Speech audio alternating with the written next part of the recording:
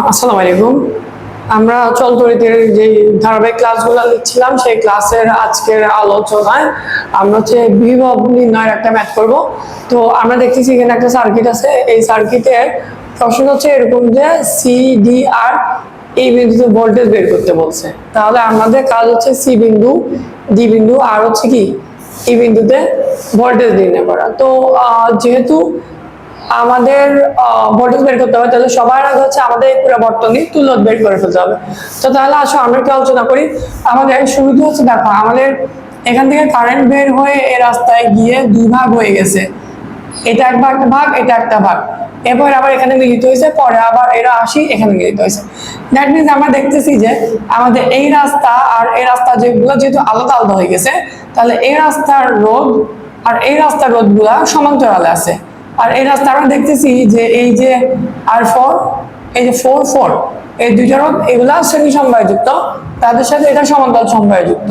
আর এই টোটালের সাথে এটা এটা এবং এটা সবাই শ্রেণীতে যুক্ত। আমি যদি একটু নাম দিয়ে দিই তাহলে আমাদের জন্য সহজ হবে। এটাকে আমি R1 নাম দিলাম, এটা হচ্ছে আমার R2, এটা হচ্ছে R3, এটা R4, এটা হচ্ছে R5।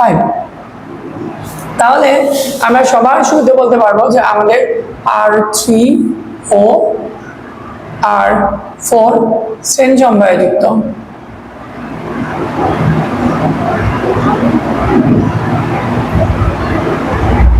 তাদের তুল্য রোধ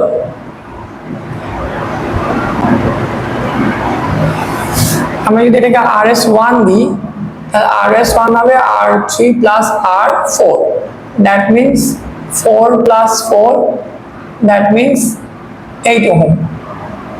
এরপর আমাদের এই যে RS1টা এটা আবার এটাকে আমি যদি R6 নাম দিই তাহলে আমাদের RS1টা R6 এর সাথে আবার সমান্তরাল যুক্ত। তাহলে আমরা বলবো যে RS1 ও R6 সমান্তরাল যুক্ত।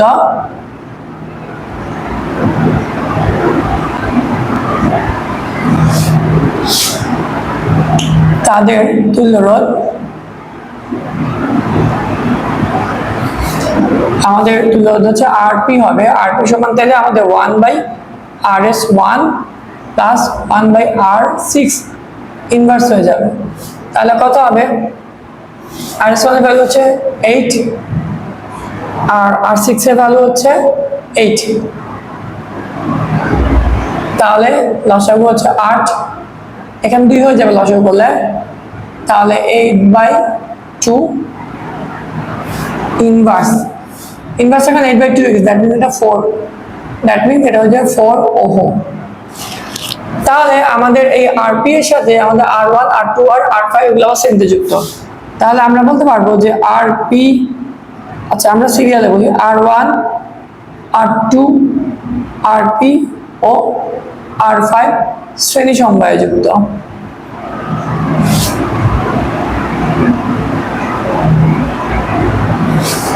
তাহলে তাদের তুল্য রোধ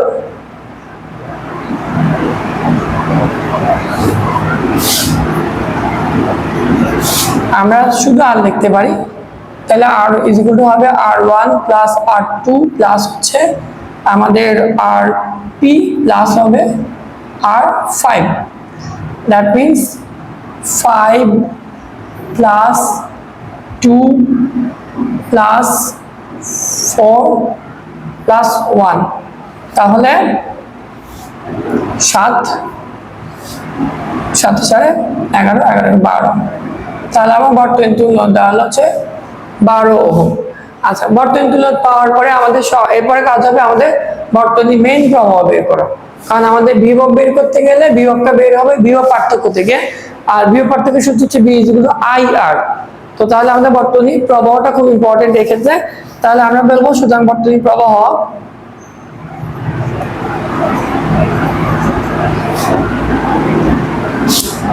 তাহলে বর্তনী প্রবাহ I সমান আমাদের E/R। তো E হচ্ছে 240 আর R হচ্ছে আমাদের 12, তাহলে এটা হয়ে যাবে আমাদের 20 অ্যাম্পিয়ার। তাহলে আমরা বর্তনীর প্রবাহ পেলাম 20 অ্যাম্পিয়ার। আমাদের কিছু জিনিস আমাদের একটু নোট রাখা দরকার আছে। আমাদের এদিকে আমার তুল্য রোধ ছিল RS1 এর মান, RS1 আমাদের 8 ছিল, এটা আমার একটু দরকার হবে পরবর্তীতে হয়তো। তারপর আমাদের RP ছিল হচ্ছে যে আমাদের RP হচ্ছে আমাদের 4 ছিল। আচ্ছা, আপাতত এগুলো হলে আমার হবে, আমার আর লাগবে না। আর আমাদের আই পাইসি আমরা কত, আমরা আই পাইসি হচ্ছে 20 অ্যাম্পিয়ার, এটা আমার পরে লাগবে, আমি তো বোর্ডে মুছে ফেলবো, সেজন্য কিন্তু নোট নিলাম। তো তাহলে এখন আমরা দেখতেছি যে আমাদের ব্যাটারির যে ভোল্টেজ বা ইএমএফ এটা হচ্ছে আমাদের 240, আর ব্যাটারির যে এই মাথাটা এটা পজিটিভ, এটা নেগেটিভ, আর নেগেটিভ প্রান্ত আগে যে এফ, এফ এর আগে এটা ভূ সংযুক্ত, তাহলে আমরা ধরে নিতে পারি এফ হচ্ছে 0। এফ যদি 0 হয় তাহলে আমার এ হচ্ছে কত, 240 ভোল্ট। তাহলে আমাদের এই বিন্দুতে ভোল্টেজ হচ্ছে কত, 240। আচ্ছা, এখন আমি ধাপে ধাপে যাইতে হবে, হয় এদিক থেকে যাইতে হবে ধাপে ধাপে, আর নাহলে এদিক থেকে ধাপে ধাপে কি সি তে যাইতে হবে, তারপর ইতে, বা তারপর ডি হয়ে ইতে আসতে হবে। তো আমরা যদি এই বিন্দু ভোল্টেজ যদি 240 পাই, তাহলে এ আর সি এর যে বিভব পার্থক্য, সেখান থেকে আমরা সি বিন্দু ভোল্টেজটা বের করে ফেলতে পারবো। তাহলে আমরা লিখতে পারি যে এই বিন্দুতে ভোল্টেজ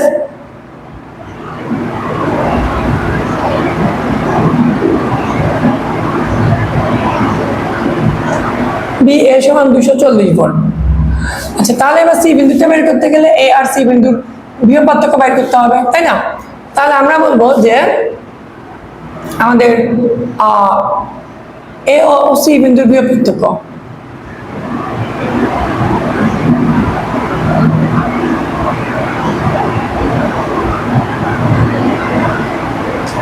এ ও বি বিন্দুর যে বিভব পার্থক্য, এ ও সি বিন্দুর যে বিভব পার্থক্য, বিভব পার্থক্যকে আমরা বি এসি নাম দিতে পারি। বি এসি সমান আমাদের বর্তমান, যেহেতু এটা মেইন লাইন, তাহলে I R R of AC হবে। তো এ আর সি বিন্দুর মধ্যে আমাদের যে রোধ, এটাকে আমরা আর অফ এসি বলছি, এই রোধটা মেইনলি কি R1 আর R2 সেম সমবায় যুক্ত, তাহলে আমাদের দুটো যোগফল হয়ে যাবে।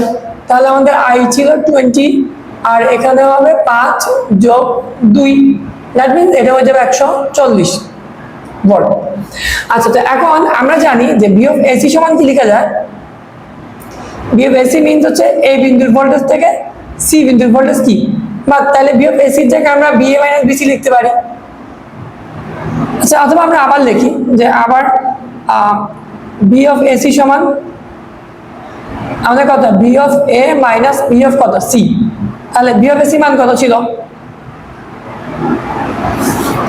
বি অফ এসি হচ্ছে 140, আর এই বিন্দু ভোল্টেজ হচ্ছে 240, সি বিন্দু ভোল্টেজ আমরা জানি না। তাহলে আমরা বি অফ সি কে যদি এই পাশে নিয়ে আসি, 140 এই পাশে গিয়ে মাইনাস হয়ে যাবে, তাহলে বি অফ সি হয়ে গেল আমাদের 100 ভোল্ট। আচ্ছা, তাহলে আমাদের সি বিন্দু ভোল্টেজ বেড়ে গেল। তাহলে সুতরাং সি বিন্দু ভোল্টেজ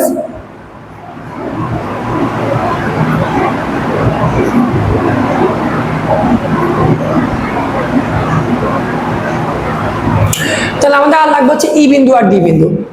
ই বিন্দুটা বের করা আমাদের জন্য সহজ, যেহেতু সি এবং ই তে মেইন প্রবাহ বিদ্যমান, সি বিন্দুতে আসি কারেন্টের লাইনগুলো ভাগ হয়, সি বিন্দুতে আমাদের মেইন কারেন্ট আছে, আবার ই বিন্দুতেও এই কারেন্টগুলো ভাগ হয়ে আবার এখানে মিলে যায়, তাহলে ই বিন্দুর কারেন্ট আর সি বিন্দুর কারেন্ট সেম। তা আমরা সিটা আগে বের করে ফেলতে পারি, এটা আমাদের জন্য সহজ। আর সি আর ই বিন্দুর মাঝখানে যে রোধ, এটা আমাদের ছিল হচ্ছে আরপি, এই যে এটা আর এটার যে তুল্য রোধ, আমাদের আরএস বের করে আমরা এটার সাথে সমান্তরাল করে আরপি বের করছিলাম। তাহলে আমাদের রোধও জানা আছে, প্রবাহ জানা আছে, তাহলে আমরা বি অফ সিটা খুব আরামসে বের করে ফেলতে পারবো। তাহলে আমরা যেটা বের করতে হলে আমরা কি কি পাই গেলাম, এটা একটু আমরা নোট রাখি। আমরা বি অফ সি পাইলাম হচ্ছে 100 ভোল্ট। আচ্ছা, তাহলে আমাদের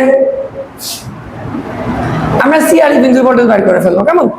তাহলে আমাদের সি ও ই বিন্দুর বিভব পার্থক্য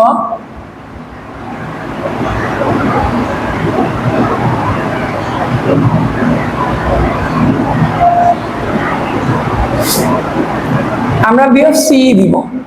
বি অফ সি সমান আমাদের কি হবে, আমাদের আই আর পি হবে।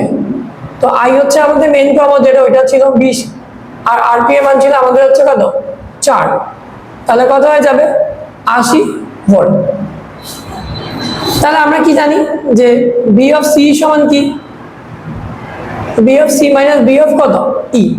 তাহলে এখান থেকে আমরা বি অফ সি এর মান 80 ভোল্ট, আর সি এর মান হচ্ছে 100 ভোল্ট, ই এর মান আমরা জানি না, তাহলে বি অফ ই কত হবে 100 বিয়োগ 80। তাহলে সুতরাং বি অফ ই সমান আমাদের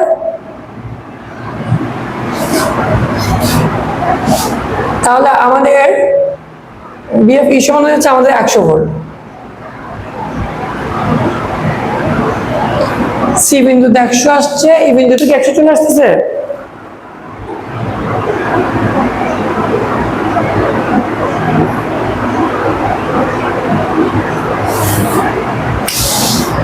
আচ্ছা আমার এখানে সরি 100 হবে, তাহলে 100 বিয়োগ 80 দ্যাট মিন্স আমার বি অফ ই হচ্ছে কত হবে 20 ভোল্ট হবে। তাহলে আমরা ই বিন্দুর ভোল্টেজ পেয়ে গেছি। ই বিন্দুর ভোল্টেজ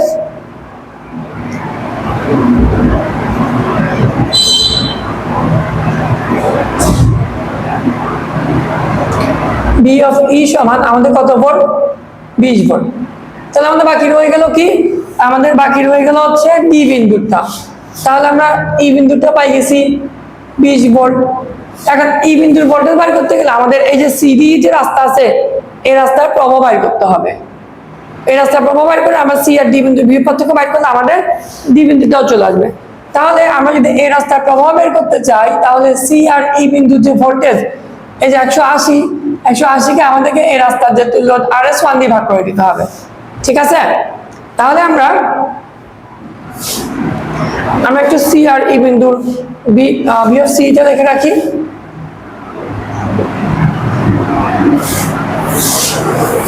তাহলে আমরা বলবো হচ্ছে আমাদের সিডি অংশের প্রবাহ। তাহলে আমাদের সি ডি ই অংশের প্রবাহ আমরা এটাকে আই প্রাইম নাম দিতে পারি।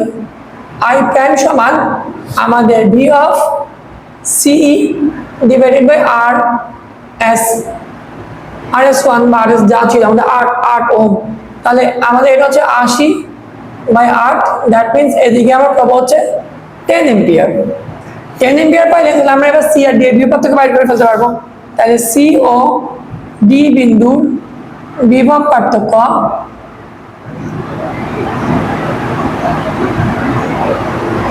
আমাদের ভি অফ সিডি সমান আই প্রাইম আর S1। তো আই প্রাইম কত, আই প্রাইম হচ্ছে আমার 10। আচ্ছা সি আর ডি এর মধ্যে রোধ হচ্ছে গিয়া আমাদের R3, তাহলে এখানে RS1 না হয় R3 হবে। তাহলে R3 মানে আমাদের 4, তাহলে এটা হয়ে যাবে 40 ভোল্ট। তাহলে আমরা জানি যে আমাদের বি অফ সিডি সমান কত, B of C minus B of D.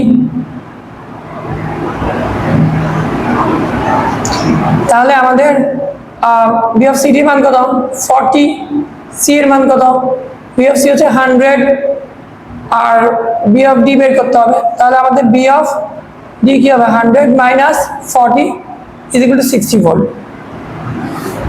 এটা অনেক একটু কমপ্লেক্স আছে, তোমরা যদি ঠান্ডা মাথায় দেখো খুব স্লোলি ভালো করে বুঝার চেষ্টা করো তাহলে আমার মনে হয় এটা তোমার মাথায় ঢুকবে। এই প্রশ্নগুলো রিসেন্ট যে এক্সামগুলো হয়েছে 24 সালে 25 সালে এই পরীক্ষাগুলোতে অনেকগুলো বোর্ডে আসছে।